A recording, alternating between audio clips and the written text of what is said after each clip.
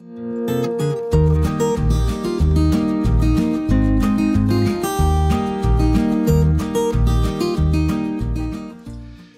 she going, boys? Mike here. Welcome back to Grampie's Workshop. Boys, I'm glad you dropped in today. It's always a pleasure to have you visit the shop. So thanks for coming. Today, I got a couple of updates I want to give you on some projects that I've just completed. The most recent project was the external plug for the battery connection on my Massey Ferguson GC2300. I have to tell you, that plug, I'm glad I did it. I should have did it 3 years ago when I first ordered that plug. But anyways, I just got her done now. However, as for using that for jump starting the tractor, no, the wire is way too small. I just tried it the other day just for fun. It didn't need to be jump started, but I just connected it on, and man, it didn't take long for those cables to get hot. So we're not going to use that connection for jump starting. I guess if I have to jump start, I'm going to have to go back to square one and come up with an idea to run bigger cables to the battery. Not exactly sure how I'll do that, but right now my thought pattern is if I can keep my battery tender connected to the tractor, I probably will never have a need to jump start the tractor or to boost the tractor. So, you know, that's a good thought. I also had some nice comments on that video about the that external battery connection. A lot of people have installed battery tenders or battery minders. That's a make of a smart battery charger that you connect to your battery, and it maintains the battery. It's not like a constant charge given to the battery. It'll monitor the health of the battery and then maintain the battery over time and temperature depending on what's going on with the battery, so that it won't overcook your battery or overcharge it and destroy the battery. It mines the battery and tends it for you. It keeps it fresh, keeps it alive, so that you can start up good in the cold weather. And I also had a couple of comments about people who've installed these like permanently on the vehicle and just had the power connection come out the side, so you just plug it in like you'd plug in a block heater, where you plug in this tender. And that's a great idea. In fact, I might even investigate that myself, because you know, right now on the cold days I have to go out and check the tractor, see if it'll start. If it won't start, then I have to put the battery charger on it, and I can use that external plug for that. And I've used it once already because it was about 10 below Celsius here one morning. The tractor wouldn't start, but I only had to charge it for like 10-15 minutes and it started up okay, and that plug on the side worked great for that. So anyways, an update for that after all that talk. You remember the little extension cable I made for it, just had bare ends on it? Well, the day I went out to connect the battery charger to it by way of using this new plug I made, well, those two ends touched together. Oh boy, talk about a welding trip. So anyway, what I did was I got some alligator clips. Now these alligator clips are fully enclosed. These are just rubber caps that go over the end of the alligator clip. So those just slip on, slick as anything, and they go over there. So I connected these alligator clips on this number 8 wire that I have. And then I can plug in here, and I don't have to worry about these touching together now because they can't short out. So that's good. So the other day I was using my battery monitor, smart battery charger, and I have a video about these smart battery chargers, and I'll link that video up here if you want to watch it. Okay, but this is a nice battery charger, and it does a really good job charging the battery. But anyways, so now I have these 2 alligator clips on it. So now just red to red, black to black, and I'm safe. Like, they can dangle off the side of the tractor, and the chances of them shorting out are pretty slim. Plus, with these alligator clips, you know, like, you can clip onto most anything you want with these. They're nice. They're a nice size too. They're not very big and bulky. They got a nice strong spring in them, so they do clip together pretty good, right? So I think that's going to work good, and I feel a lot better about that now after using it once and having those cables short out. Scared the holy molies right out of me too. And so that's that update. Another update I had with the winter season coming on, and I'm busy in the yard, or hope to be busier in the yard, cleaning up the debris from Hurricane Fiona. The gloves I had were nice gloves. They were like synthetic. I don't have them right here because I left them in the camp. They're like a synthetic fabric, and you know, they were nice fitting gloves, but they wear out pretty quick. The synthetic fabric doesn't stand up to abusive materials like pulling wood pieces and branches and parts like that. They were good for mechanical work. They had good dexterity in them and everything, but they were getting wore out. Plus, they were a year old. So I went on Amazon and I found these. They're a winterproof winter glove, and they were pretty cheap too. They're called Schwer. I think that's how you say it. S-C-H-W-E-R. Schwer. I'll leave a link to these, an affiliate link actually, to these gloves down below in the description. And affiliate link, here's another update for you. Affiliate links are just something that I discovered here, well, not too long ago. I've heard about them for a long time, but I actually signed up for them.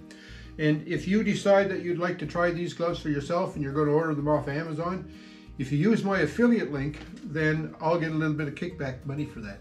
And that'll help me pay for, you know, all these toys that I'm buying the last little while.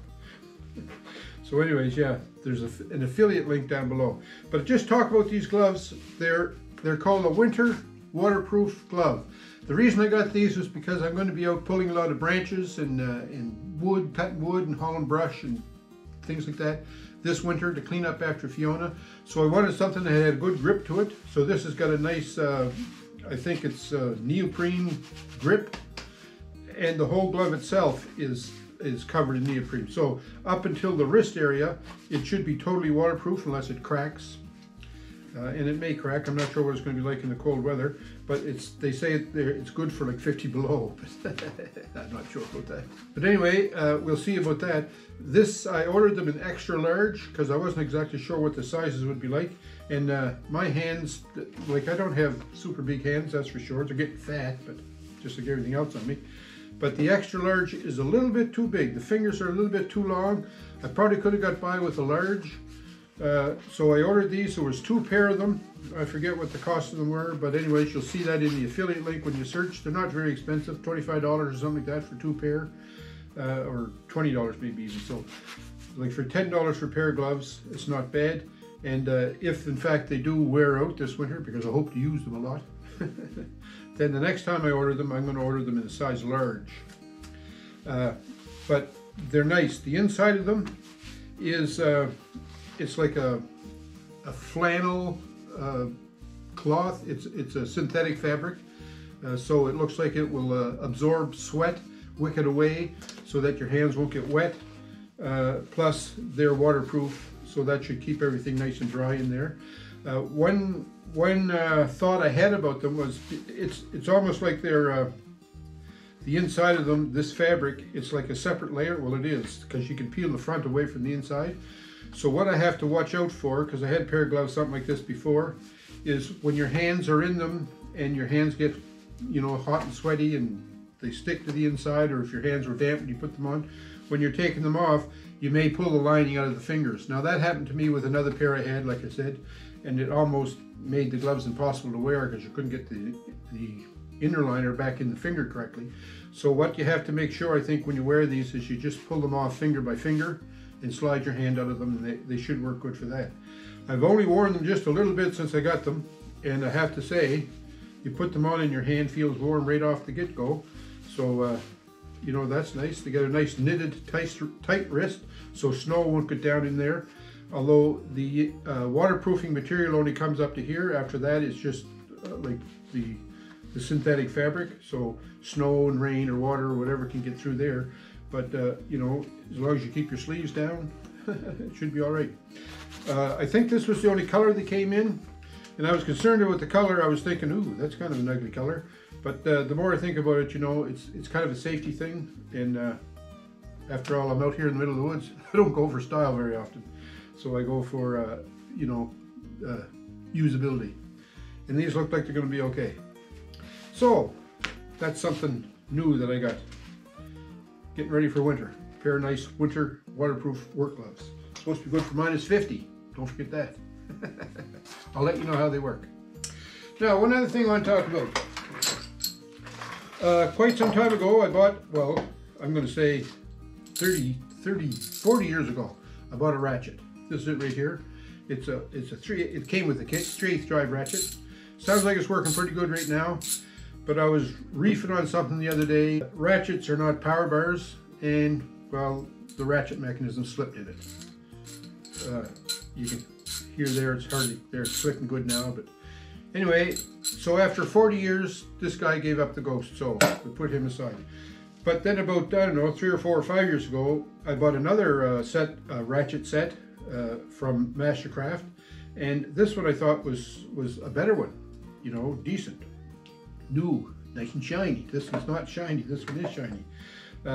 So when this guy failed, when I was reefing on this bolt, it was a wheel nut, in case you're interested, I got this ratchet out. Well, I started reefing on it, and it broke too. So the moral of that story is, ratchets are great, they're some handy to have in your toolbox, but they're not power bars, so you don't go reefing on things with ratchets. So what I ended up doing was, I got my 3/8 drive power bar out, and I reefed on her, and got her set up. In the meantime, I needed new ratchets. So guess what? Back to Canadian Tire I go.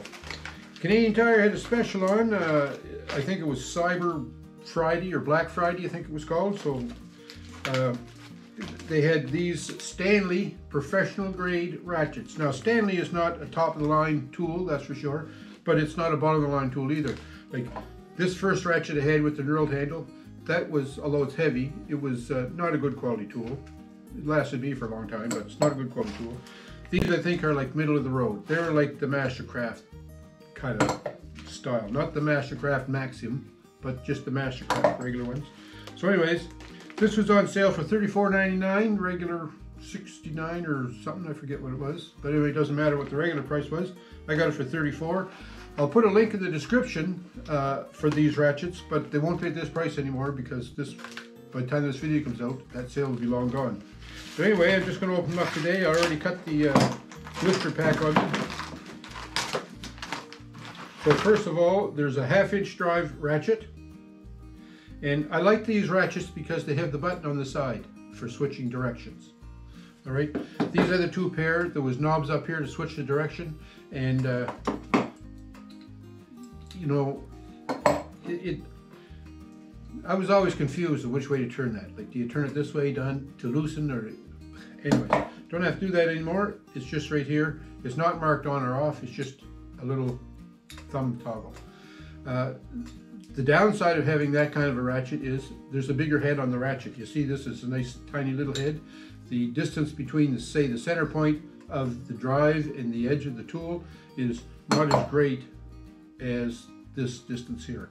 So you know, that could be an issue to get in small places.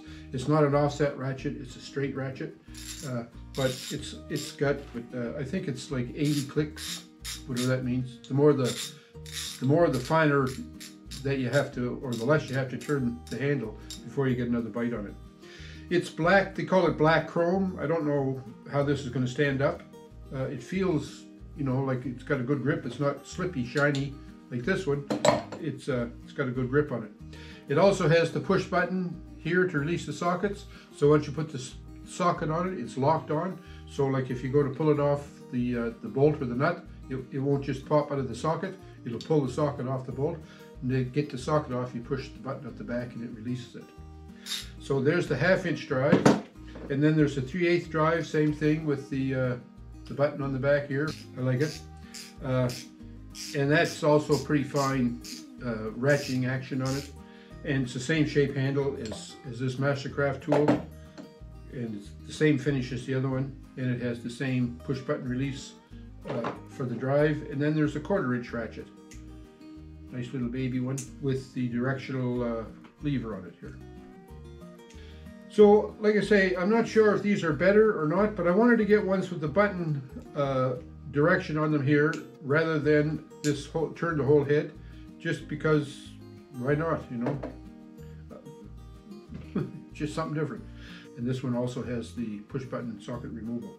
So there, a nice little ratchet set there, 1/2", 3/8", and a 1/4" drive. So how do you like those ratchets? Pretty nice, eh? I think they're going to be nice. And those gloves, they feel nice and warm right now. I hope they stay waterproof. That's my only concern. And those alligator plugs on that battery cable plug-in for the tractor, think that's going to be good, because that was kind of scary when those wires were arcing together. Every time I moved them, they'd arc again until I caught them. Anyways, no more of that. So I hope you liked the video. How about give me some thumbs up? Leave me some suggestions, would you please, about maybe improvements I could make in my videos. If you could think of any, I'm always open to improvement. And if I get my improvement from the good people out there who are watching, then that's going to be a whole lot better improvement than if I just thought it up myself. Take care, folks. I sure hope you're going to have a good winter. We'll talk to you soon.